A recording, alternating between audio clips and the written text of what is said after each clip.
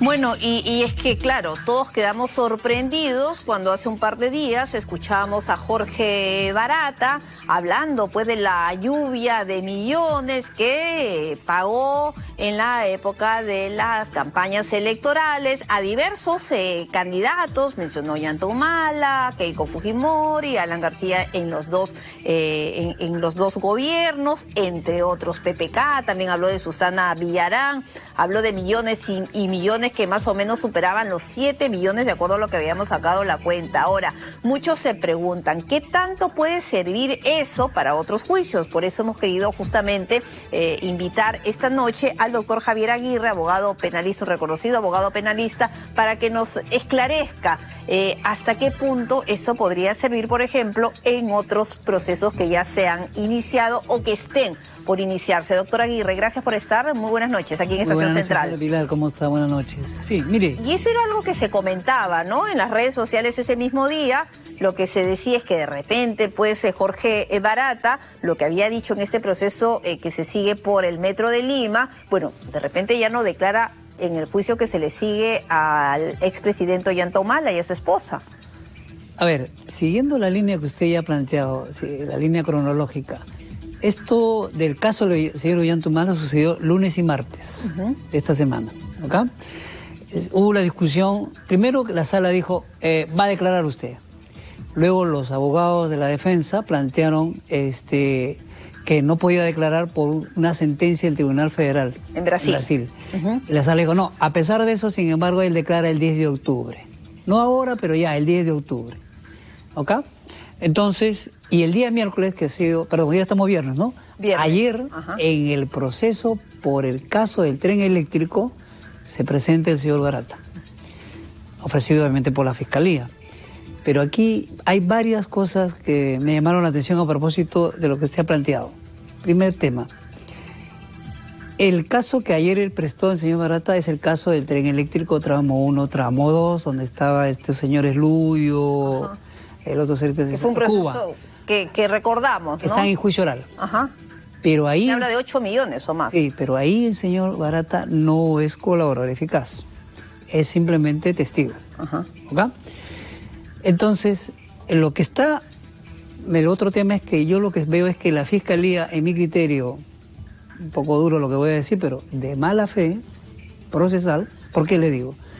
Porque como ya sabe que en el caso de Ollanta le va a ser difícil ofrecer el testimonio de su testigo de cargo. Por el tema de Brasil, ¿no? Del Tribunal Supremo de Brasil. Y no solamente en ese caso, probablemente también en el caso de la señora Keiko Fujimori. Probablemente también en el caso de la señora Susana Villarán. Por la misma razón. Sí, ¿se da cuenta? Entonces, parece que el tercer punto es que se han tratado de curar de salud, entre comillas, tanto la Fiscalía como el señor Barata. Entonces, ayer, en el caso del tren eléctrico, empezaron a hablar del tema de las campañas, que no es tema del tren eléctrico. En el tren eléctrico están procesados el señor Cuba, el señor Luyo y otras 10 personas más. Y hubo una objeción de lo que recuerdo por parte de la defensa de una de las Barata, personas, ¿no? O, no, de una de las defensas de alguien que estaba ahí. De apellido Bravo, una señora, un abogado. Que y el detalle no, porque lo estaba escuchando, no vi la persona. Pero ahí el magistrado dijo que no había ningún problema. Ahí viene el cuarto punto, fíjese. Entonces, estaba preguntando el señor, o la Fiscalía le estaba preguntando a Barata cómo conoció, por ejemplo, en el caso del señor Alan García, ¿no? Cómo lo conoció, que habló de Alba Castro, ¿no? Un montón de detalles, como 30, 40 minutos. Y justo le toca a la defensa de la señora Bravo, si no mal recuerdo, y le dice, señor Barata, ya que acabo de escucharle que usted nos ha explicado muchos detalles, pero díganos, expresamente el señor Alan García le ha ofrecido a usted la buena pro del caso del tren eléctrico. No. Y ahí fue donde sale el señor de la Fiscalía y dice, no puede ser, objeción y todo lo demás. Sí, pero ya la sala le dijo, ¿sabe qué? Ya dijo no, punto. Pero el tema es que lo que quiere hacer la Fiscalía es curarse en salud. Porque el término se llama, la figura legal se llama la prueba trasladada. En castellano significa esto. Que un testimonio, señor Barata, está testimoniando, en el caso del tren eléctrico, podría ser usado mediante una copia de esa acta de lo que ha dicho el día de ayer en el caso del señor Ollanta, en el caso de la señora Keiko, en el caso de la señora Susana, en la que... ¿Y se puede hacer eso entonces? No, lo que pasa es que va a pasar eso, que los abogados de Keiko, de Ollanta, de Susana, y no quiere decir que más otros casos más que tiene este señor... ¿Lo podrían objetar? No, van a decir, el Tribunal Federal ha prohibido usar las declaraciones de las personas que colaboraron, ellos también colaboraron en Brasil. En todo caso, se puede usar con el juez brasilero, no con un juez peruano.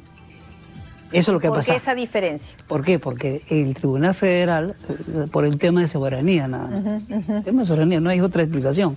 Entonces, pareciera curioso que se tendría que trasladar los jueces peruanos, los fiscales peruanos, las defensas hacia Brasil, y eso es, yo considero que es... Para obtener el mismo testimonio. Exactamente, ¿no? Entonces, o la otra posibilidad cabe que de repente el señor Barata, en el caso del señor Ollanta, viene el día 10 de octubre, ¿no es cierto? ¿Por qué? Porque ahí sí ya no es simple testigo, es colaborador eficaz y testigo de cargo. Y la dirección, además, algo escuchaba, ¿no? A ver, explíqueme usted. Escuchaba que la dirección que él ha fijado como residencia oficial está aquí. No, es el domicilio procesal. Ah, el domicilio procesal. Ajá. Pero su residencia física, bueno, está en Brasil, es un hecho notorio que él vive en Brasil. ¿Y eso qué significa? Eso significa que su residencia procesal sea acá. Porque él tiene su defensa también acá. No solamente tiene su defensa en Brasil, sino también tiene su defensa acá. ¿Eso no lo obliga a que tenga que venir el próximo 10 de...? No, porque es parte de su beneficio, pues. Es parte de su beneficio. Entonces, mire, esa prueba trasladada solamente se... En primer lugar, hay otro punto ahí. La prueba trasladada no está permitida en nuestra legislación procesal penal. Lo que pasa es que hay una ley del año 2013, en el tema del crimen organizado, que excepcionalmente lo permite. ¿Y por qué le explico esto? ¿En qué casos excepcionales? Ahí está. Vamos, siguiendo el mismo caso Barata, ¿no? Vamos a imaginar, es un testimonio lo que prestamos, ¿cierto? Vamos a imaginar que, bueno, Dios no quiera, mañana fallece el señor Barata. ¿Ya? Entonces, la fiscalía va a decir, señor juez, el señor ha fallecido, pero tengo el acta del día de ayer. Así que lo ofrezco en el caso de Ollanta, lo ofrezco en el caso de la señora Fujimori, lo ofrezco en el caso de Susana. El caso excepcional porque mire, ya falleció el señor o tiene un impedimento. Como en el caso que ocurrió con Maiman, en el caso Toledo, o es otra cosa? No, ese es caso diferente. Ese caso es diferente porque al final él declaró. Declaró y no hubo lo que se llama la prueba anticipada. Es totalmente diferente. Y ya. ¿Ok? Entonces, eso es lo que están pretendiendo hacer, ¿no es cierto? Entonces, solo en ese caso se permite. Pero aún así, señora Pilar, viola siempre el principio del derecho de defensa del caso del señor Ollanta Humala, del caso de la señora Fujimori, del caso de la señora Susana Villarán. Todos los casos donde van a plantear eso. Se pretendería, porque no se ¿cómo sabe, puede ser? No puedo preguntarle ahora al señor Barata. ¿Y qué? ¿Me van a presentar un acta? Bueno, pero lo que le estoy adelantando, es un acta de un caso que no tiene nada que ver con el caso del señor Ollanta, que no tiene nada que ver con el caso de la señora Fujimori, que no tiene nada que ver con el caso de la señora Susana Villarán. Entonces, ¿qué están pretendiendo? Violar el derecho de defensa de todas esas personas. Señor, acuérdese de mí, disculpe pero cuando venga todo esto de aquí, probablemente el próximo año, toda esta discusión de la prueba trasladada va a ser materia de discusión al nivel de, inclusive el interés de todos los medios. Y entonces no tiene sustento un poco el optimismo que has mostrado el señor Vela, el jefe del equipo de fiscales. Bueno, tiene que defender su caso, pero desde el punto de vista estrictamente procesal, la posición de la Fiscalía en este caso considero que no está tan fuerte, es más bien endeble, ¿no? Porque ya han conseguido los abogados de Ollanta Humala de que él prácticamente no declare. Claro. Y sopesará el señor Barata si le conviene venir a Lima. El 10 de octubre. El 10, si le conviene venir, claro. Ese es para el caso de presunto lavado de activos de Ollanta Humala. Pero si le conviene, ¿no? Porque si no, toda su colaboración pierde, Claro. Y ya es un investigado más, hay orden de captura, pero bueno, la captura será a nivel de todo el mundo, pero menos en Brasil. De Ollanta Humala, menos en Brasil, fíjese. Él ha reiterado que justamente pues le otorgó los 3 millones de dólares, que la defensa insistentemente lo niega. Sí, pero tiene que, eso que dijo en una diligencia fiscal, ahora tiene como prueba de cargo, tiene que ser probado en un juicio oral. ¿Cómo se prueba? El fiscal preguntándole en forma directa y luego la defensa, en este caso el señor Ollanta Humala, harán lo que se llama el contraexamen porque tienen derecho a defenderlo. Y luego esa dirección y contradicción, recién el juez puede valorar. Si no pueden preguntar, entonces están violando el derecho de defensa del acusado en ese Hay caso. una grabación que se dio hace ya algún tiempo, ¿no?, del señor Barata, justamente hablando de los millones. ¿Eso no sirve si es que no es ratificado en el juicio oral? Claro, porque tiene que declarar primero. Lo que vale es la declaración en juicio, no lo que yo pueda, la grabación anterior, la documentación.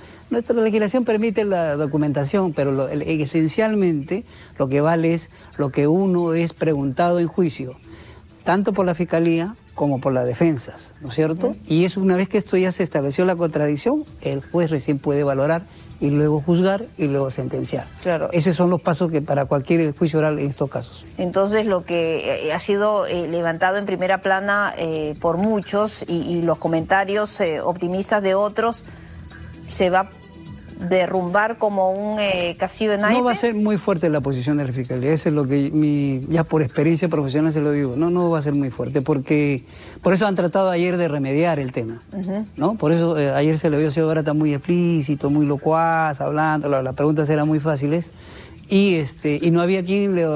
Y aquí viene una crítica para el Poder Judicial. Mire, si el caso era sobre el tren eléctrico, que es colusión, tráfico de influencias y lavado de activos, y en el caso de Ollantes, el señor Ollanta, la señora Susana, el expresidente Alan García, era un tema de las campañas. ¿Qué tiene que ver una cosa con la otra? Y ahí nomás hay una gran diferencia. El director de debates o la directora de debates, que es la jueza en este caso, ayer debió decir, señor fiscal, ¿qué está ofreciendo usted? Pregunte el caso. Claro, porque la jueza dijo, no hay problema, proceda, que siga diciendo, ¿no? Y ahí se dio más detalles, ¿no? Porque había sido un tanto general. Mi opinión siempre es esta, ¿no? La fiscalía se puede exceder, puede hacer lo que quiera, pero el que tiene que controlar es el juez. El juez ayer le dice, señor fiscal, ¿usted qué está preguntando? ¿No es acá un caso de colusión? ¿No es acaso un caso de lavado? Acá no es un caso de aportes. O sea, pregunte sobre eso al señor Barata. ¿Qué tiene que decir? Y otro detalle, me acabo de acordar. El señor Barata, en el caso del tren eléctrico, no es testigo directo, es lo que se llama un testigo referencial, porque el que fue el testigo directo es un apellido Nostre. Él fue el que supuestamente, hasta ahora se está probando que le ha dado el dinero al señor Lugo, al señor Cuba y todos esos detalles, ¿no? Claro. O sea, el señor Barata ni siquiera es testigo directo en este caso. Es un tema ahí que va a dar mucho que hablar. Ahora, y con este problema de la prueba trasladada, que no sería tan... es una prueba excepcional. Claro, que no se podría utilizar así tan fácilmente todos estos procesos, salvo pues esas excepciones de que Jorge Barata falleciera o algo similar. ¿Quién pierde ahí? La Fiscalía. La Fiscalía, su posición va endeble, esa es la verdad. ¿Y quién gana entonces? La posición de la defensa, la expareja presidencial. La defensa que obviamente al final va a tener que valorarlo los jueces, ¿no? Al final va a tener que valorarlo los jueces, ¿no? Valorarán la posición endeble de la Fiscalía y por lo tanto no se ha podido demostrar la responsabilidad en el caso del señor Ollanta, en el caso de la señora Keiko, en el caso de la señora Susana, ya muchas cosas pueden pasar por ahí. ¿Y va a pasar muchos años para que termine todo eso? Mire, a ver, el juicio oral del señor Ollanta Humala ya está creo que está en por lo menos el 25-30% de lo que va a durar, creo que va a durar hasta el otro año. Entiendo que en el caso de la señora Keiko recién va a empezar el juicio oral probablemente el otro año. En el caso de la Susana Villarán creo que todavía no hay ni acusación, hasta donde tengo información. Entonces, y en el caso del tren eléctrico, el tema no tiene nada que ver con el tema de campañas. Y además, fíjese, hay otra cosa que me acabo de acordar. ¿Cómo pueden preguntar algo sobre, por ejemplo, en el caso del señor Alan García, si el señor Alan García está fallecido? Si el señor Alan García en ese caso ni siquiera es imputado. Claro, y habló, ¿no?, de las dos campañas, de los $200.000, de Alba Castro. El tema era la colusión y tráfico de influencias en ese caso. No, claro, la pregunta, si Alan García tuvo algún tipo de vínculo con todo ese tema del metro de Lima, bueno, eso sí podría haber sido. Pero no era ese el caso. Y él respondió no. Exactamente. ¿No? Ese es el tema. Ahí la precisión que se dice por parte de uno de los abogados de la defensa de apellido de la señora Bravo, en este caso. Ahora, ¿qué se tendría que hacer, no? ¿Qué se tendría que hacer para evitar ese tipo de situaciones, en estos casos tan importantes, tan emblemáticos en la lucha contra la corrupción y que esté pasando todo este tipo de problemas? Es que, a ver, bueno, van a decir, el doctor Aguirre es un general después de la guerra. No, lo que pasa es que era previsible que negociar con personas que viven en el extranjero, la posición, digamos, más fuerte, ¿quién es? La persona que está... El señor Barata estaba en Brasil cuando negoció. No estaba acá en el Perú, no estaba detenido. Ni siquiera aquí, ni siquiera necesitaba ser detenido. Estando acá podía haber sido el colaborador eficaz, ¿no es cierto? Pero no, él estaba en Brasil. O sea, la posición de los ejecutivos o todas las personas de Odebrecht estaban en Brasil. Negociar de esa manera es mucho más fácil que negociar estando acá en el Perú. ¿Algo se puede hacer o ya nada en relación al tema ahí el tema acuerdo, era simplemente, ¿no? o me das todo o no te doy nada. No había otra forma de... No que me das dosificadamente la información, vamos a ver cómo... Y fíjense, la memoria no me fue, acá estamos hablando de colaboración eficaz de 4 casos, ¿y el resto? Claro, lo que fíjese, dicen es que paulatinamente se pueden ir incorporando. Mire, ayer ha dicho el señor Barata que no solamente ha aportado a la campaña de presidenciales, de todas las personas que ahorita estamos conversando. Congresistas también. Ha dicho congresistas, ha dicho alcaldes. ¿Y dónde están las colaboraciones eficaces contra los alcaldes y los congresistas? Bueno, no terminan los principales y ya... solamente es en 4. Ahí nomás hay mucho pan que por rebanar todavía, señora Pilar. Pero lo que se ha dicho ya para cerrar la entrevista es que en su defensa, eso ha dicho el equipo que negoció el tema de este acuerdo de colaboración eficaz, es que se dejó las puertas abiertas, ¿no? Para posibles que puedan incorporarse posteriormente otros casos donde pues hubieran indicios de corrupción. En otra oportunidad conversamos, como usted se acuerda que le dije, las colaboraciones eficaces se hacen desde el primer momento, no que vamos a ampliarlo, vamos a ver qué pasa, progresivamente vamos acopiando más información, no. Esa forma de trabajar origina todo lo que estamos conversando ahorita. Y por eso la posición endeble cada vez más de la Fiscalía en estos casos. Perfecto, doctora Aguirre, gracias por haber estado con nosotros y bueno, veamos qué pasa, porque lo que todos queremos, los 33 millones de peruanos, es que se haga justicia en todos estos casos y se sepa la verdad. Exacto. A sus órdenes, como siempre, señora Pilar. Muy buenas noches, gracias por haber estado con nosotros. Nos vamos a una pausa comercial, volvemos con mucho más, media hora más de información aquí en Estación Central para ir cerrando ya la semana informativa.